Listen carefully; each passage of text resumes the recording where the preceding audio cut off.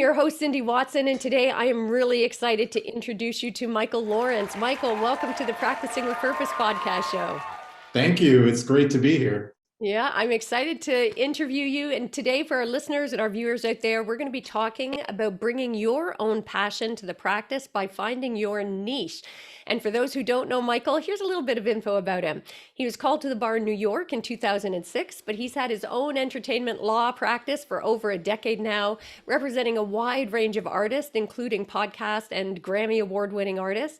And as if that's not enough, he also works on corporate business formation, social media law, intellectual property, and startup company expertise. And he is also of counsel at Covey Law, which is a really interesting artist immigration law firm where he works on, does a lot of not-for-profit and business law matters. So interesting background, Michael. I can't wait to hear a bit more about it. Tell us a bit about yourself, sort of who you are, and in particular, what made you want to pursue a career in law?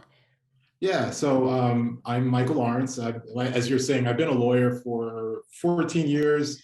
Not all of that time I've been doing entertainment law, but I would say in the early part of my career, I did litigation and was unsatisfied doing that. So I struck out on my own around 2011, started my own practice. And since then, I've been doing mostly entertainment law, working with musicians, but I also do work with businesses. And the businesses that I do work for, however, most of the time are started by creative people. So I feel like over the years, I've developed a relationship with those types of clients, with creative people, and it's something I really enjoy.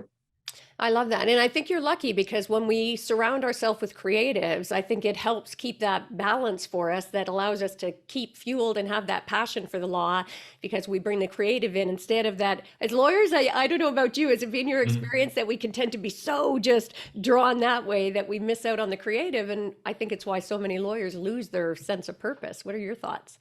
Yeah, absolutely. So, and a lot of the work that I do, one of the things that I enjoy the most is that working with creative people, they tend to pull out of you as a lawyer that creative side of you. A lot of times, they aren't as well versed in business, and they'll have an idea of what they may want to do, and as a lawyer working with creatives, you kind of have to get out of the mindset of like, there's like only one way to do things. You kind of have to take what is being asked of you and sort of put it in the context of the law, but be creative enough to find a legal way to do it. So I really enjoy that part of it. Well, I love that because it sounds like, I mean, you grow with them, right? So, I mean, they fuel you, you fuel them. It's a beautiful symmetry. Nice approach. Absolutely. That's actually why I'm here is I've grown with the people that I've represented over the years. At first, it wasn't even a formal arrangement where like they hired me and gave me a retainer. I was just somebody in the community who people knew as a lawyer and went to for advice, and just kind of like slowly as an afterthought of years of working with creatives, I just became a lawyer that worked with creatives. Oh, that's so great. And lucky for you to be able to fall into it. So tell me a bit about the difference between what you're doing now as compared to when you did that litigation at the beginning. It sounds like you weren't loving it, and I can certainly understand that. Yeah, well, first of all, I always knew I wanted to do entertainment law. So I kind of went into law school with that idea, and I actually tried to get into it right away. So the difference is, as a lawyer, more on the corporate side and doing litigation, especially as a younger lawyer, you don't have a lot of client contact. You enter the firm, you work under lawyers who are more senior than you, they give you work, you do it. There isn't really, the only really feedback is on the legal work you're doing. You don't learn the skills of how to counsel a client. You don't get the satisfaction of actually seeing how your work benefits the larger goal of what you're setting out to do. That's completely different in the work that I do. I have, all of my clients, I don't do any marketing. All of my clients are like people that I know and, one or two degrees of separation. So the clients themselves tend to be very close friends, people that I have like a close connection with. And in addition to that, you get to see sort of the start of a goal that they have or a project, and you see how your work really helps them progress in their field. So it's very satisfying on that level, and something that I'm glad that I've been able to develop in my practice. Yeah. That's beautiful. And you raise, as you were saying that, Michael, you raise a really interesting point that I hadn't really contemplated before, because for most corporate firms or law firms generally, especially the big firms, for all of those first number of years, you are not getting anything. We talked about that beautiful symmetry where your clients fuel you with their creativity and the energy that they bring, and then you fuel them as well. But in those early years as a lawyer, most law firms, traditional law firms, are set up, you don't get any of that fuel because you're not getting that kind of exposure. Was that your experience? Yeah, absolutely. Yeah, so much to the point where I remember really branching out on my own and trying different things, like doing pro bono work for sort of volunteer lawyers for the arts, organizations like that. But yeah, in the structure of a law firm, you come in, you work under a more seasoned, experienced attorney, and you really don't have any contact with the client. So when thinking back on it, it really is crazy to me that's the way that law firms operate, Yeah. because it is a skill that is developed over years of just Yeah. collaborating with the people who may be your clients, just how to listen to them, how to take what they're presenting you and put it in a framework that is congruent with the law and your training. So Yeah. Well, and it's great advice as well. So for all our listeners out there and viewers, if you're a senior counsel and sort of managing partners or partners at a law firm, maybe rethink how you're doing it. Are you creating a team culture where those junior lawyers, as they're growing and learning that skill set, also are being brought in to be a part of that collaborative effort, so they're getting some of that creative juices? And for younger lawyers out there who may be listening as well, don't be afraid to ask for that. Ask to be a little more engaged and have that contact. It would serve you well. I love that advice. I think that's great. And Michael, you have such an interesting and sort of varied approach to the laws. I'd love if you could tell us a little bit about how these practice areas that seem disparate all work together for you. You've got that startup company, you've got your business law aspect, you've yeah. got your social media and entertainment. Tell us how you marry all of those. So it's something I'm still doing. So I think let me take a step back. So how I got into what I'm doing right now is there was a point where I was a lawyer that people knew, one of the few lawyers that people knew in the community. And so people would come to me thinking that I, had the answers to everything, which I don't. But so my first sort of exposure to what I'm doing now came from working at two music venues in Brooklyn. And these are venues that were kind of on the periphery of maybe being legal. And so I did some work for them, basically whatever came up. And that was a learning experience, because basically everything I did, I had to sort of research and figure out like what was legal, what was not. And so I learned how to do business law in that context, just helping out a business comply with rules and regulations and that sort of thing. Being in that environment, though, allowed me to meet a lot of different artists that passed through those spaces. So in the course of doing that, what happened was I got work from the artist. And so I started doing more music law engagements.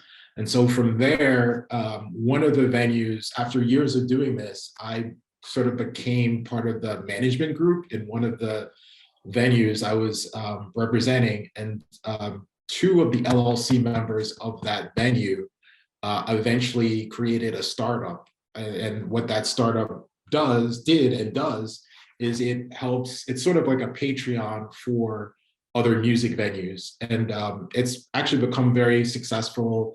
It's called With Friends. And they went through the Y Combinator process 2 years ago. And so they have clients all over the world. And what they do is they are a startup that when you buy a ticket at a music venue, for instance, you buy the ticket and you get prompted, hey, welcome to this venue.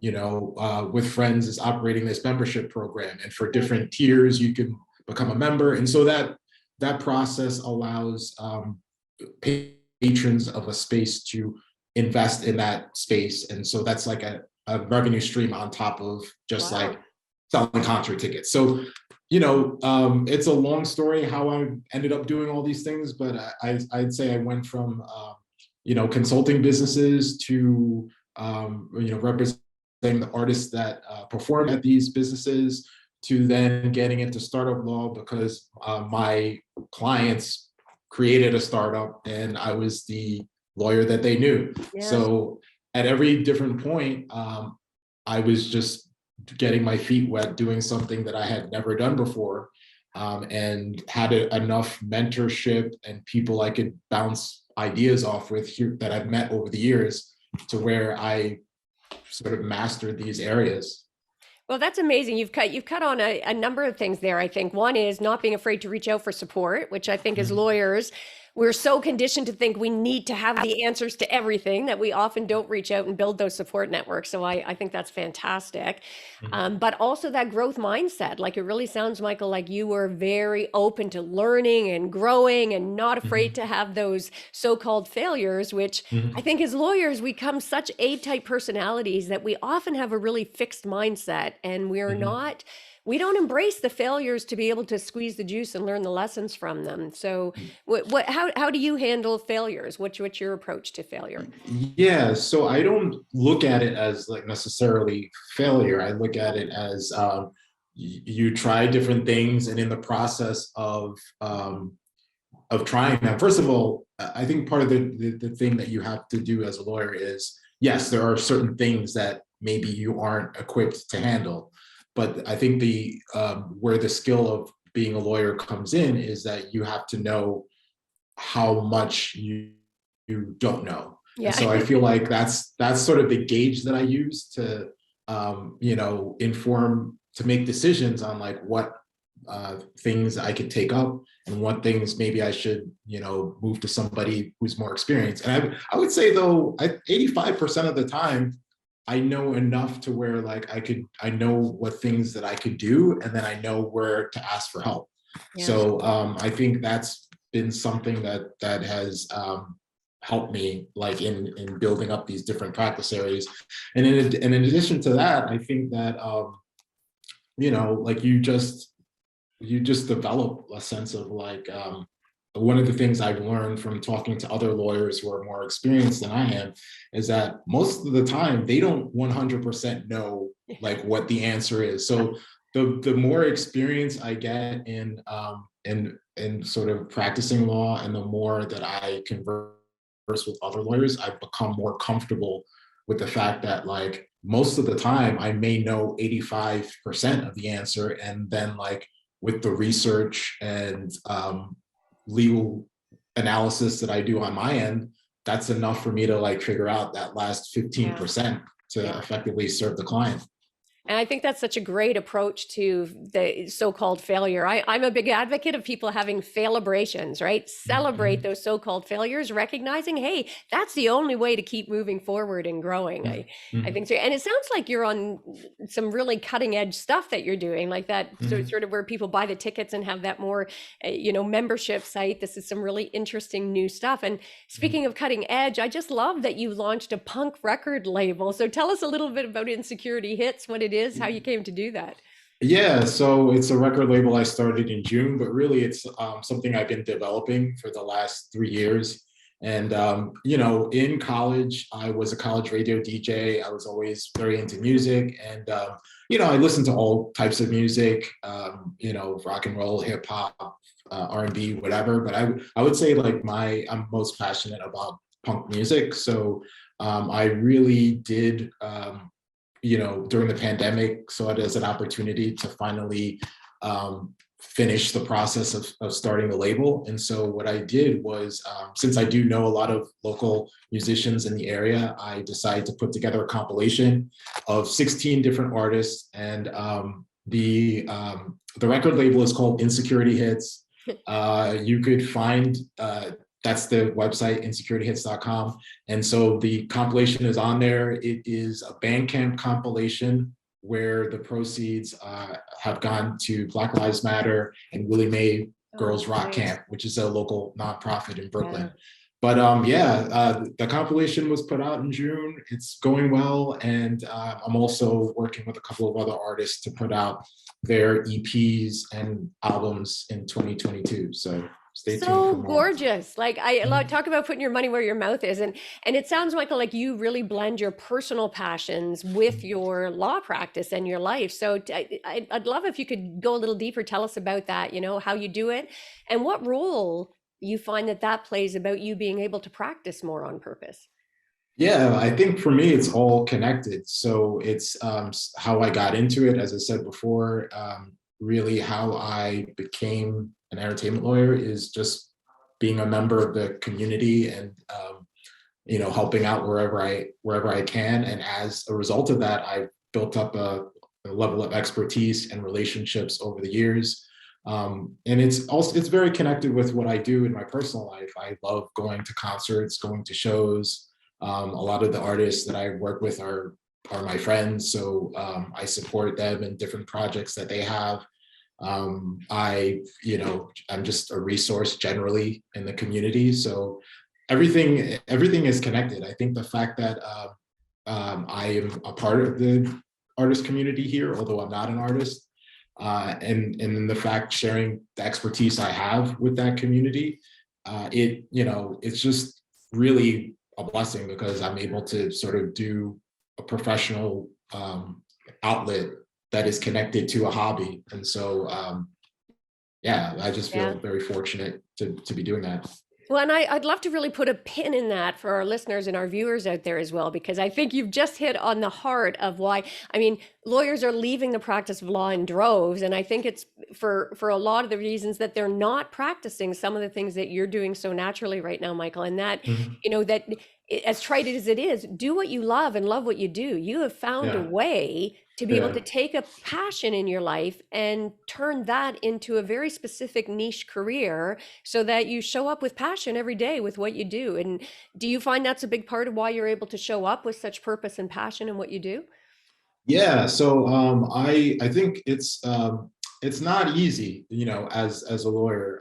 I'm very like happy now doing what I'm doing, but I think it's very easy to get sucked in as a law student and a young lawyer. You go to law school, you're like competing for the same sort of markers of success. Then like everyone's kind of unconsciously graduates and goes for all the same corporate jobs, and then you kind of unconsciously get put on this path where I feel like it's very easy to like 5 years or 10 years down the line not even remember how you got there and Absolutely. and be unhappy. So I feel like again, I'm fortunate. I kind of I don't want to say unconsciously got to this path, but like I just in a way gave up. Yeah. Like I was in the corporate law firm. I left, and I wasn't sure honestly if I wasn't really seeking out this niche path that has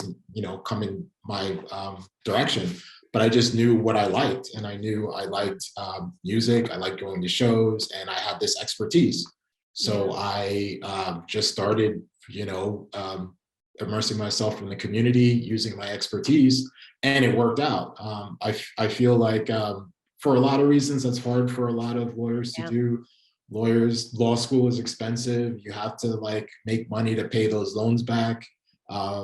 It's not easy, but I feel like if you are at least conscious of like um, what you want to do in terms of like what your hobbies are, what your passions are, and even if it's just like a little bit of your time invested in that on the Yeah. side, find those outlets to really remind yourself like who you are as an individual, and find a way to sort of connect your expertise with like sort of the larger vision of what you have for your life. And good things I think eventually will happen out of it, even if it's not a career in Yeah. that. Well, and I think you've really tapped into something important there because we don't talk often about there is very subtle and sometimes not so subtle pressures or conditioning through the whole law school process, that even the admissions process, the law school process, the articling process, the bar exam process, it's all like funneling us like little rats in a Mhm. maze, pushing towards it. And I Mhm. was going to say at first, Michael, that you were lucky to sort of fall into something, but as I was about to say it, it struck me it really wasn't luck. You were open to the opportunity as you saw it Mhm. happening. Was that your Mhm. experience or? Yeah, it's that is true. And I was conscious about a certain aspect of what I was doing, and that I always did want to be an entertainment lawyer, and I just thought like not that I got into it by mistake, but I always felt like it's strange because like for years I thought I was like always like several steps behind. Like Yeah. I was doing this work, I wasn't really getting paid at first, and then I was like getting paid a little bit, but it just felt like it was happening so slow Yeah. that like like I always for years I always felt like I was a few steps behind. And then one day I woke up and it was just like boom, like I'm like, you know, kind of where I wanted to be. So it and that's one thing too. I think for people who are trying to like get on their own path, it's never going to be like a straight like up up climb or Yeah. incline to your goals. It's just going to be you might feel like you're just on the but that bike that or the hamster wheel or whatever you might feel like you're just running in place, but I think a lot of times, and this is like what I found with other friends of mine who are like, quote unquote successful or have reached more success, is that it doesn't happen like in a straight line or an incline. It just like, it kind of happens that you go along, go along, go along. You feel like nothing is happening. And then one day, boom, you're just kind of like at a higher level, almost like overnight. So Yeah. um you got to trust what you're doing, and I think part of that is doing what you like. And if you do what you like, then you're perfectly happy just running in place if that's what it is. But Yeah. odds are by doing that for a prolonged period of time you will actually progress. Well, I think you're touching on a couple of absolute gold nuggets there. So I want to unpack them and dig a little deeper because one, when you talk about comparison, and I love your style, you say it so casually, and they're like these little mic drop moments, right? So um, when we compare ourselves to others, and as you were speaking, Michael, it reminded me of high school, right? The so-called cool kids, everybody's trying so hard, comparing themselves to the so-called cool kids, and yet those so-called cool kids in high school almost always have very mediocre kind of lives. It's the people who stand out and are different and embrace their uniqueness who actually end up really going on to do amazing things in life. So what would you say about that in the practice of law in terms of not judging yourself based on that traditional more competitive model, but instead forging your own path? What thoughts do you have about that? Yeah, no, I wouldn't trade. Even though maybe like had I gone on a different path, I would be more financially secure earlier. But like other than that, like I wouldn't like trade anything that I've done, because it's resulted in a pretty interesting, I feel like, professional life, and also just the things that I'm involved with, just being around creativity, I think is really leads to a more full life. Not that like what I'm doing is like exciting, like I'm not like, but it's just like I feel like it's interesting because the people who I'm counseling, they are doing interesting things creatively, and it's just great to be a part of it, and it's great to be in a position where I could use my expertise to make some of those projects happen. Yeah.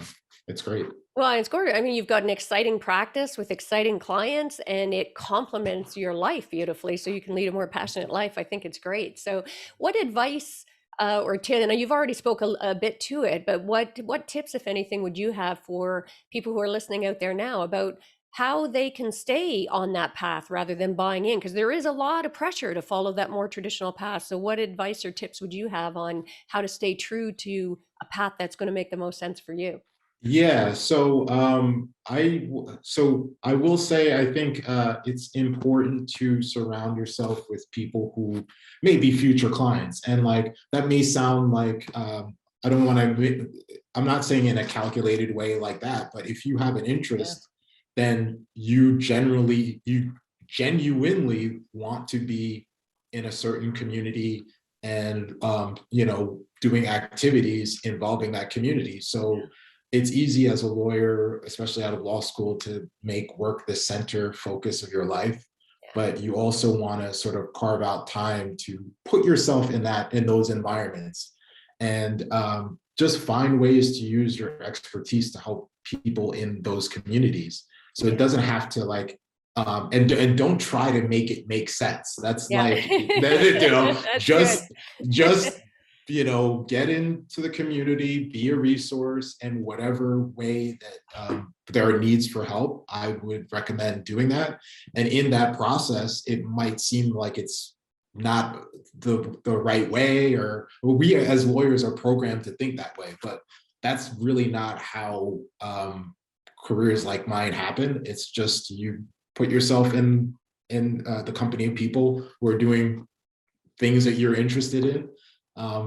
Use your expertise however it comes up, follow whatever process or things seem interesting to you, and a path will appear in front of you. And I Mm, think like there are certain opportunities that it's up to you to take advantage of on that path. But um, yeah, I would just put yourself in that environment that you genuinely want to be in, yeah. whatever that may be.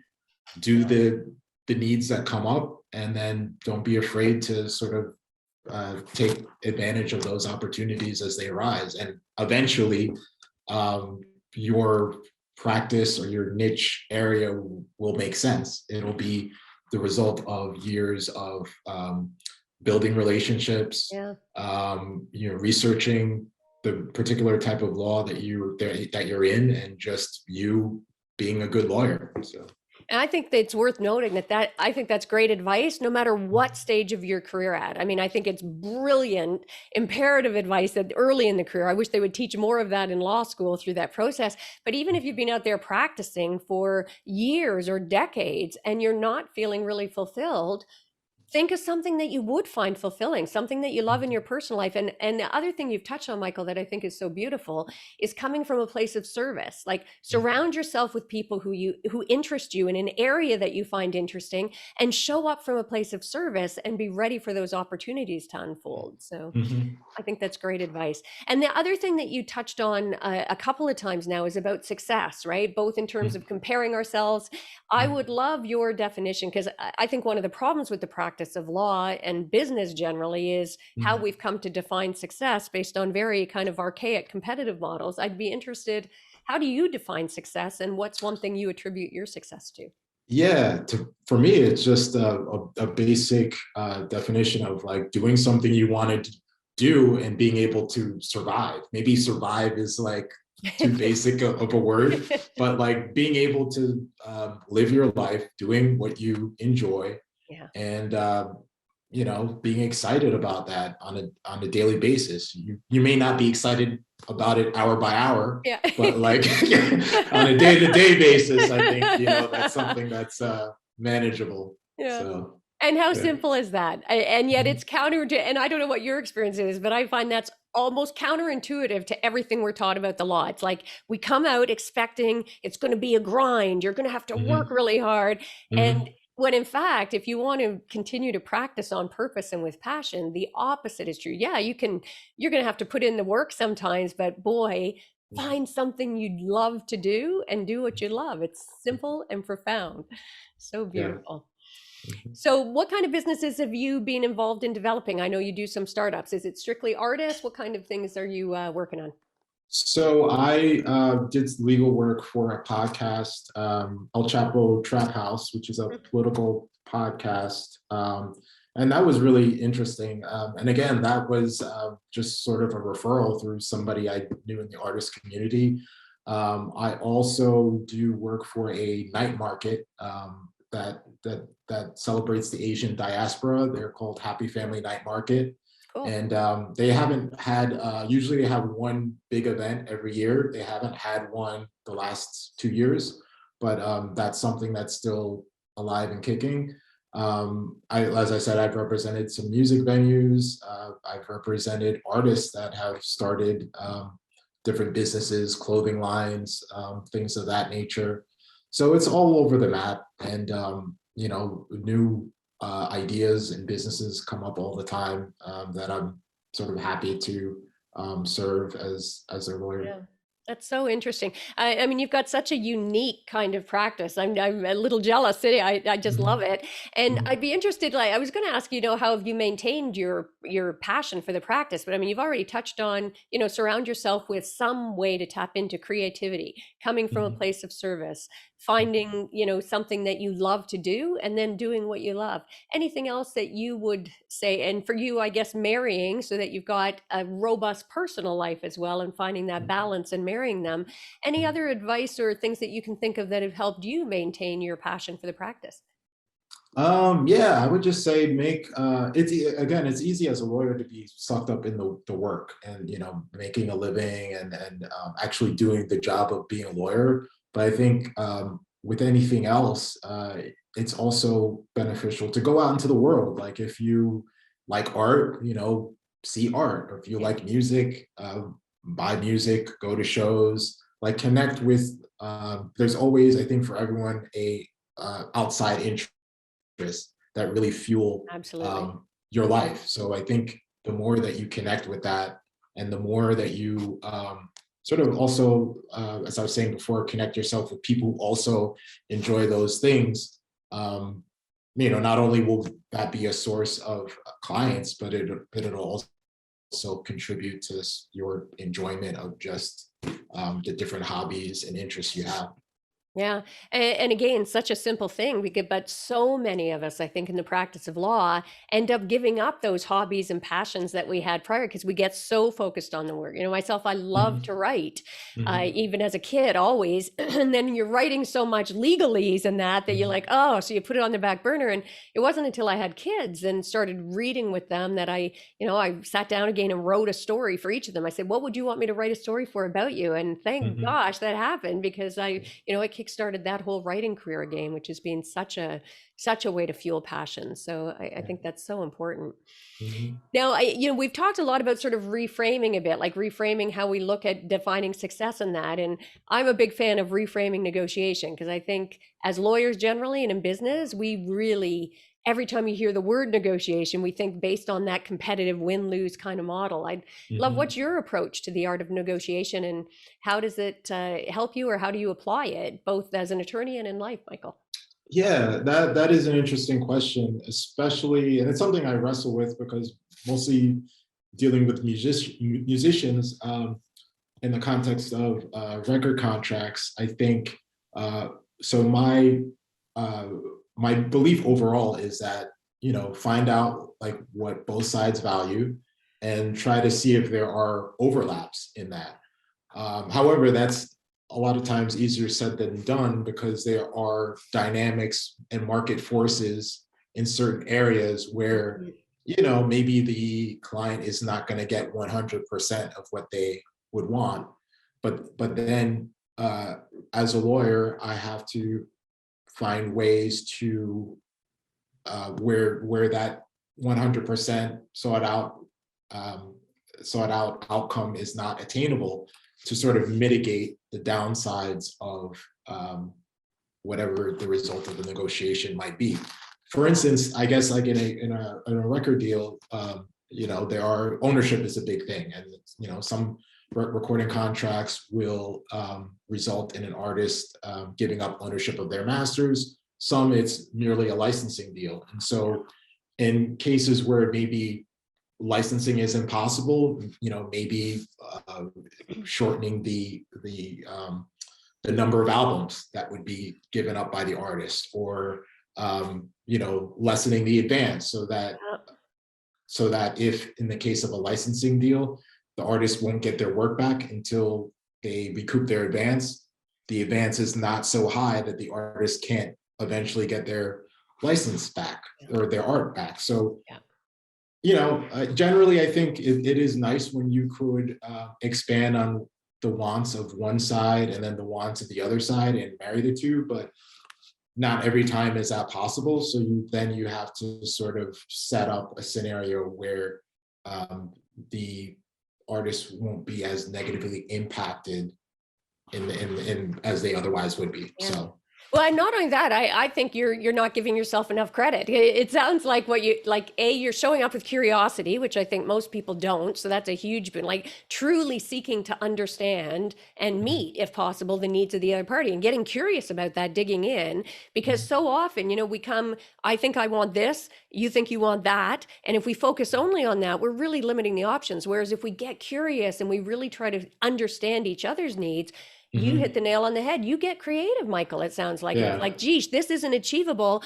I'm going to bring creativity to the table, which also involves being flexible, right? So that yeah, creativity, flexibility, and curiosity, I think, are beautiful key elements to yeah. being a really effective negotiator. And another thing I'll add is there have been situations where I'm like, man, maybe I don't know if we'll be able to like marry the two sides here. And I've had those situations. And then sometimes I'll actually have a conversation with the artist or whoever.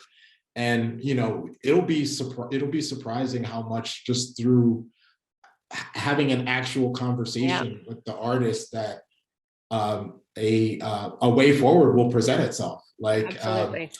yeah, like I think a lot of lawyers come into negotiation thinking like, well, I'm the smartest person, so I could just like figure out what the best way is, you know, maybe teach the client like why this is the best way and then go forward. But like sometimes you could just go to your client and be like, hey, this Yeah, is what's going on. Like, you want this, the other side wants that. Here are the other variables. And then a couple of times I've had a conversation where we actually came up with a proposal that more favorably fit what the client wanted. That wasn't maybe the most yeah. conventional thing, but it ended up being something both sides could land on. Yeah, So I love uh, that because yeah. especially if we don't dig to find out what and have those open dialogue where we're really building that rapport, building that connection, we can miss such great opportunities. And it's surprising sometimes where the solution lies. It's not in the Mhm. traditional ways. Like I've practiced social justice law for 30 years, and in a lot of that practice is labor law. And I've seen countless times where you would think the answer has to be going down this path, and the other side's fighting for this path, but actually people will give up all kinds of money and other purported benefits for a simple acknowledgement or respect or dignity or Mhm. input or Mhm. the opportunity to have collaboration. So the more flexible when open and the more connection we build, the better outcomes we're going to get. I think that's so great. Yeah. So I'd love to know, what's one thing that you know now that you wish you'd known when you first started that would have helped you?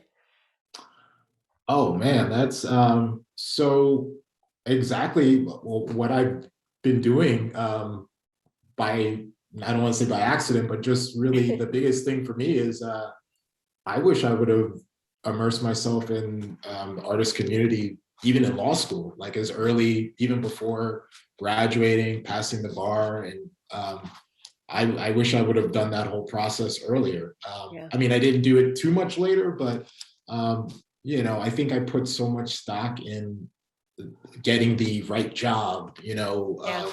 and getting the credentials and like learning the law under somebody that now that I sort of know how I've gotten to where I've gotten, I sort of have a lot more confidence that there's no reason why somebody out of law school can't be of some help to people in the community.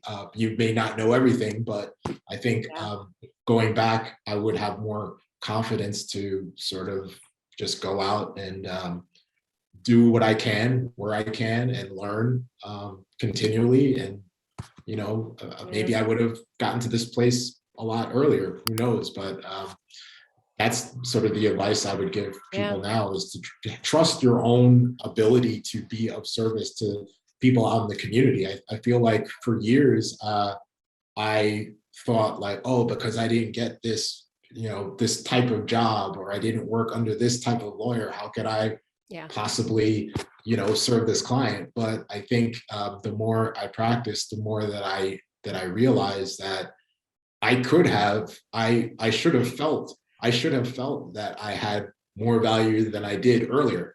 I feel like it's just we're conditioned to like think that, oh, we and then part of it is legal training is like we're trained to look at the downsides and Yes, like, it's so oh, true. like to be afraid of everything. And Yes. then really like just think about like the years of training that you did and like studying a whole summer for the bar. Like Yeah. at that point, you actually do know a lot, but it's Yeah. just the conditioning that tells us like, oh, we have to like, get in. You should get malpractice insurance, but it's like, oh, like everything has to like line up Yeah. for you to like, take on the simplest of matters. So Yeah. yeah, that's the thing is I would be more encouraging to people to get in there, do what you could do based on what you know, and be open to learning and just keep learning until you know Mhm. you you're at where you want to be. Well, and actually, so many gold nuggets in there, I think, Michael. And one, you really hit on that occupational hazard that we are so conditioned to, as lawyers, find everything that could go wrong with any deal in any circumstance. And that can come Mhm. from, it can end up causing a real scarcity mindset as opposed to that abundance mindset. And Mhm. I think you've really tackled as well, and for our listeners out there, the importance of like owning your value, like trust in your own abilities, I think is so important. And surround yourself, immerse yourself with in areas that you love and around people that you love to be able to find that thing that's going to fill you up with passion. I think that's all really solid advice. And the other thing that you said that really resonated with me is, and I think it's worth just taking that little put a pin in it, is, I was so focused on finding the right job. And again, I think it goes back to what we were talking about earlier, the right job based on whose definition of success. So, I mean, what I hear you saying, and correct me if I'm wrong, is also trust in your definition of success, Yeah. finding that thing that really fills your boots. Mhm. That's success. Yeah. No, and it's so easy to like again, I did this too, like as a law student, as a lawyer, you constantly have to look around and like see what the Joneses are doing, or Yes, that comparison, and, it's true. and it's like, like that was, that's really unnecessary, Yeah, and like it doesn't matter because like other people's vision for where they want to go are completely different, and yeah.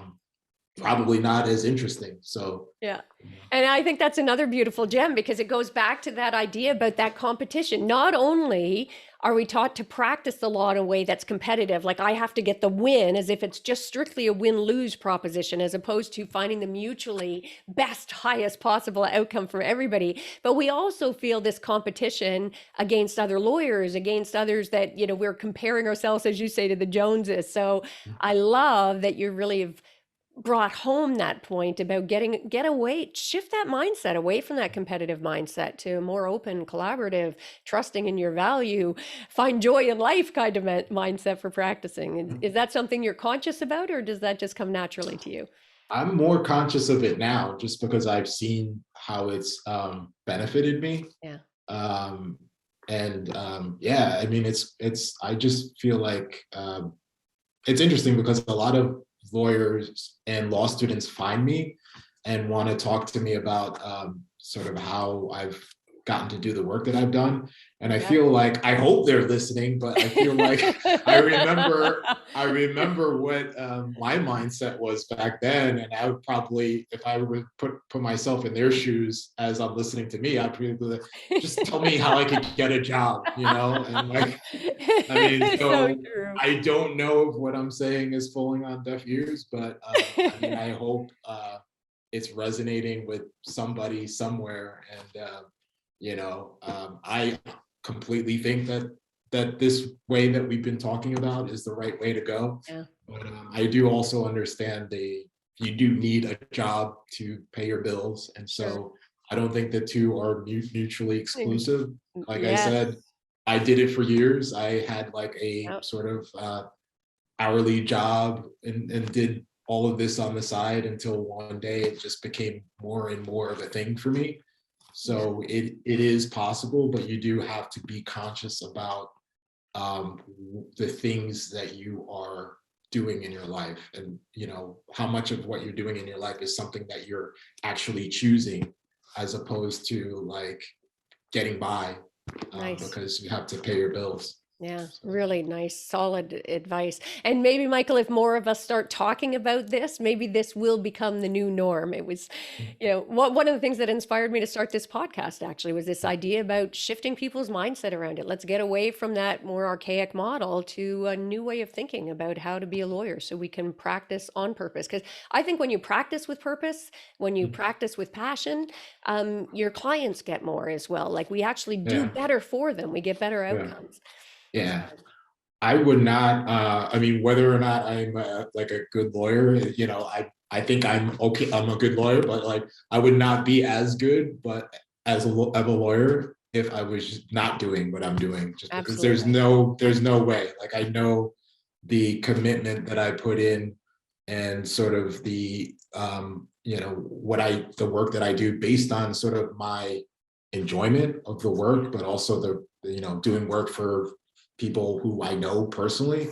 That just raises your game another Yes. level. If I So was true. just punching the clock, I mean, Yeah. to be honest, I don't even know if I would be a lawyer right now. Yeah. So, And tied to that, when you're saying that, we also show up as better versions of ourselves, which makes the experience for the client better, which then gets, it sounds like so much of your work is word of mouth. And no wonder mm, you're getting, you don't have to advertise because you're getting clients because you do what you love and you love what you do. And that makes the experience better for your clients, I imagine. Has mhm. that been your experience?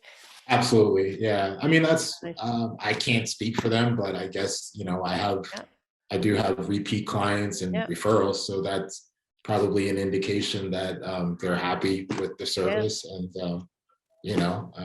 yeah. But at the same time, you always want to strive to do better, and like you know do better work and find a way you can serve better. So I'm Beautiful. constantly trying to do that. Beautiful. Well, there have been so many gold nuggets here. I can't believe how quickly the time has gone by for us. Mhm. So I'd love to end with, and not to put you on the spot, but you've had some great perspectives about so many of these questions, and thank you for going so deep with us. What is Yeah. one of the greatest mindset shifts that you've ever had in your life, Michael? Not necessarily even related to the law, just generally. One of those moments where you shift how you look at things and it changes how you show up. That is a good question. One of the bigger mind shifts for me is I don't know if it's a mind shift, but I'm going back. So going back when I was younger, I would always like listen to talks and people, typically maybe graduation talks or things like that, of like people saying like, oh, like find a way to serve the community and blah blah blah. And I always thought like, oh, like maybe that's just something that like people say, to like make them seem like a good person or something. But actually, like in the process of like just like I said, getting in the community and finding a way to like help people without really, I didn't really do it at first with an idea of like I was necessarily going to get anything out of it. The more I did it, and the more people sort of really showed their appreciation for the work that I was doing. That was a thing that really hit me. Like, wow, this is like it really is like doing work that you enjoy, and like people are actually benefiting from it and showing their appreciation. Like it really is gratifying Yeah. to serve in that way and have people really see the value in what you're doing, and helping them move forward. And it is something that you kind of take pride in, and more so than like there were points in time when I was younger where I made more, but Yeah. it didn't really have the same impact because I didn't enjoy the work, and then I didn't get any feedback from the clients. Yeah. There was no feedback at all. But Yeah. like now I'm getting feedback that like people are appreciating the work and are grateful in addition. So that really is something that I guess, it was surprising to the level that it really did make me feel like this was this legal career was kind of worth it, going through the Mm. law school process and getting to the place where I am now. Yeah, So that's a beautiful note for us to end on as well, because it really brings that service to life that I think we're so conditioned, and not just in law school or the sort of legal profession based on the traditional model, but even all of our entertainment industry now, all the TV shows you watch, it's all about getting what you can, getting what you can. And I think when you have that mindset shift that you did, when you come from that place of wanting to give, both the gratitude that you feel for what you do, it's the highest endorphin rush, right? I mean, it's such a dopamine hit, so it's fabulous for you, and other people can have such gratitude as well. That's just such a beautiful way to practice on purpose. So thank you. So Michael, thank you so much for being here. You've got, and again, for our listeners, I invite you to listen to this and come back and listen again and take notes of those pieces that really resonate with you, because there were a lot of moments here that you could make little wall plaques that would serve you well to lead a life where you can practice on purpose. So thank you, Michael, for being here with us and sharing your wisdom. yeah, you're welcome, Cindy. Thank you for having me. And for those of you, I invite you to make sure to go check out Michael. You can find his website at michaellawrencelaw.com. Make sure to check that out as well. And you can also check him out on LinkedIn. And I'll make sure to include that stuff in the show notes, as well as his new punk record label, so you guys can go check that out. So I am sure you have all got just loads of value from this episode. I know I certainly did. And make sure to subscribe to the podcast if you haven't done that already. And also share it with anyone that you think could get value. Any of the other lawyers that you know. I was going to say lawyers that you care about, but even the ones that you don't. Maybe it will inspire them to practice more on purpose as well. And with that, that is a wrap for this episode. So until next time, go forth and find ways that you can practice on purpose, and find a better way to practice law so that you can rekindle your passion and make a difference in the world, negotiating your life on your terms to negotiate your best life. Until next time, thanks for joining us.